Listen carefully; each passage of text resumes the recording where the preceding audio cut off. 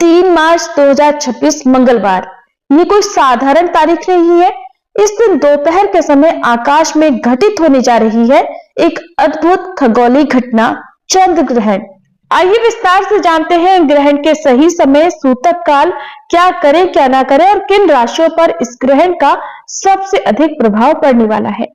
चंद्र ग्रहण का समय भारतीय समय अनुसार 3 मार्च मंगलवार को फाल्गुन पूर्णिमा के दिन दोपहर 3:20 से शुरू होगा। ग्रहण का समापन होगा शाम 6:47 पर।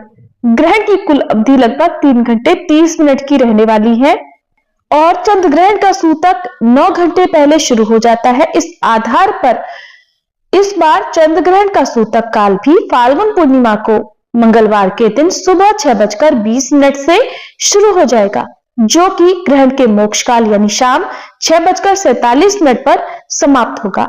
ये ग्रहण हमारे देश के अधिकांश हिस्सों जैसे उत्तर प्रदेश, दिल्ली, महाराष्ट्र, राजस्थान, बिहार और पश्चिम बंगाल सहित देश के कई हिस्सों में दिखाई देगा। इसके अलावा ऑस्ट्रेलिया, न्यूजीलैंड, अफगानिस्तान और पाकिस्तान में भी ये ग्रहण दिखाई देने वाला है। सूतक या ग्रहण के समय पूजा पाठ, गृह प्रवेश, मुंडन, अन्नप्राशन जैसे शुभ कार्य वर्जित माने जाते हैं और पारंपरिक मान्यताओं के अनुसार गर्भवती महिलाओं को सूतक या ग्रहण के समय कुछ खास सावधानी बरतने की सलाह दी जाती है। ऐसे में मंगलवार के दिन दोपहर 3:20 से लेकर शाम 6:47 तक गर्भवती महिलाओं को या बुजुर्ग बीमार लोगों को घर के भीतर ही रहना चाहिए। गर्भवती महिलाओं को नुकीली धारदार वस्तुओं का उपयोग करने से बचना चाहिए। सिलाई कढ़ाई ना करें, ग्रहण के समय ना सोए, मन ही मन ओम सोम सोमाय नमः या महामृत्युंजय मंत्र का जाप करते रहें, सकारात्मक सोच रखें और किसी भी तरह की नेगेटिविटी से बचें।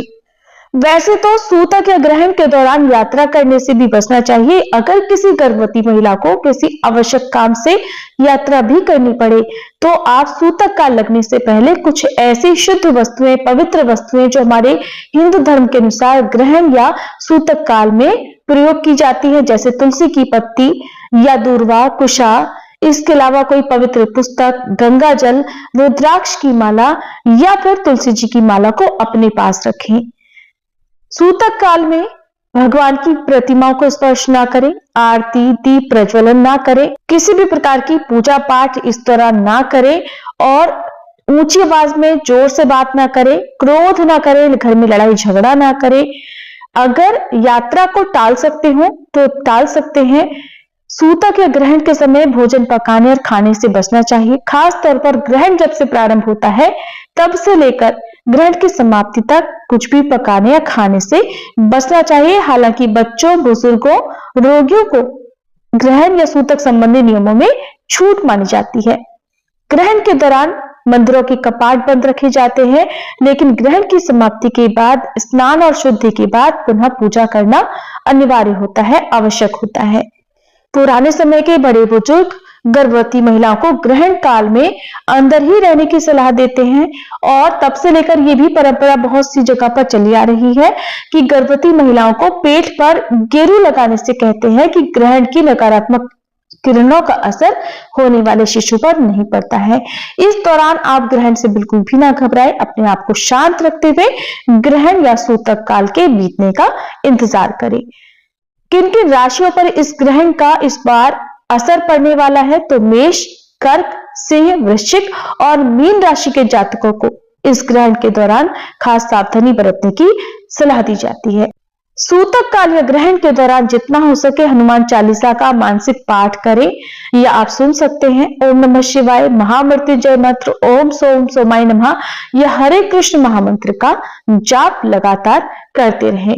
होलिका दहन इस बार कब किया जाएगा, रंग वाली होली का त्योहार कब मनाया जाएगा, इसके अलग से वीडियो हमारे चैनल पर अपलोडेड है, आप जरूर देखिएगा। बहुत से लोगों का ये भी प्रश्न है कि चंद्र ग्रहण तो हमेशा रात में या शाम के समय ही लगता है, तो ये दिन के समय कैसे लग रहा है।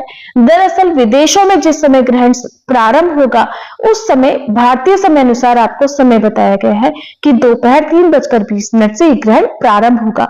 लेकिन हमारे देश में ये ग्रहण केवल चंद्रोदय जब होगा उसी समय से दिखाई देगा, उससे पहले तक ग्रहण हमारे देश में दिखाई नहीं देगा। लेकिन क्योंकि चंद्रमा एक ही है और ग्रहण हमारे देश में भी दिखाई देने वाला है, इसलिए ग्रहण संबंधी नियमों का पालन जो विशेष रूप से गर्भवती महिलाओं को या अन्य लोगों को पालन करने होते हैं वो दोपहर 3:20 से शुरू हो जाएंगे। और ग्रहण से बचने के लिए हमारे बड़े बुजुर्ग गर्भवती महिला को पेट पर गेरू लगने की भी सलाह देते आए हैं। अगर आपके यहाँ भी ऐसी मान्यता है तो आप भी इस नियम का पालन चाहें तो कर सकते हैं। ग्रहण काल के दौरान यानी जिस समय ग्रहण चल रहा हो उस काल के दौरान यदि किसी जरूरतमंद व्यक्ति को दान दिया जाता है या पितरों के निमित्त श्राद्ध तर्पण किया जाता है तो उसका कई गुना पुण्य प्राप्त होता है। इसलिए ग्रहण काल के दौरान हो सके तो यथासंभव दान अवश्य करें। और इस दिन दान में दी जाने वाली वस्तुओं में सफेद रंग की वस्तुओं का जैसे सफेद तिल, घी, शक्कर या नमक आदि का दान कर सकते हैं।